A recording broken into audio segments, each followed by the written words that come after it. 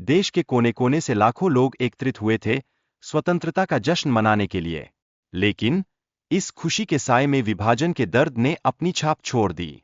1857 में हिंदू और मुसलमानों का एक साझा प्रयास स्वतंत्रता के लिए न्याय का प्रतीक था, लेकिन विभाजन के समय के दौरान आपसी नफरत का उभरना ब्रिटिश शासन की विभाजनकारी नीति को दर्शाता है।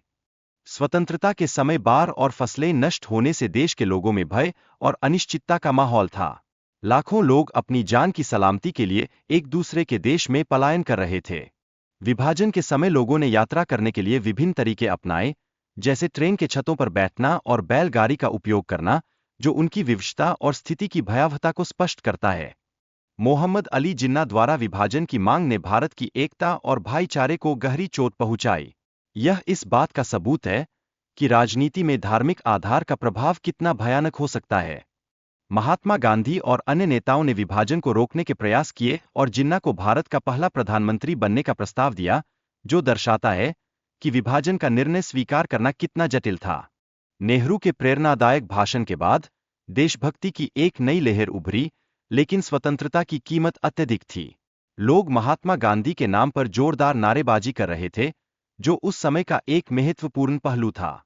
शरणार्थियों की स्थिति बेहद खराब थी। छोटे बच्चे पानी के लिए लंबी कतारों में खड़े दिखाई देते थे।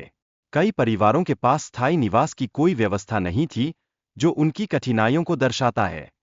लोग अपनी जान की परवाह किए बिना ट्रेन पकड़ने की कोशिश कर रहे थे। कुछ लोग खिड़कियों से लटककर यात्रा कर रहे थे, जो उनके जीवन के लिए संघर्ष का प्रतीक था। स्वतंत्रता के समय दिल्ली में एक उत्सव का माहौल था।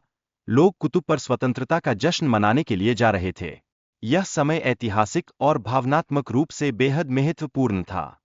महात्मा गांधी और अन्य नेताओं ने कठिन परिस्थितियों में देश की सेवा की। उनके योगदान ने स्वतंत्रता संग्राम की नींव को मजबूत किया। इस संघर्ष में लगभग 2 करोड़ लोगों ने अपने घर छोड़े और 10 से 15 लाख निर्दोष लोगों की जान गई, जो एक अत्यंत दुखद अध्याय था।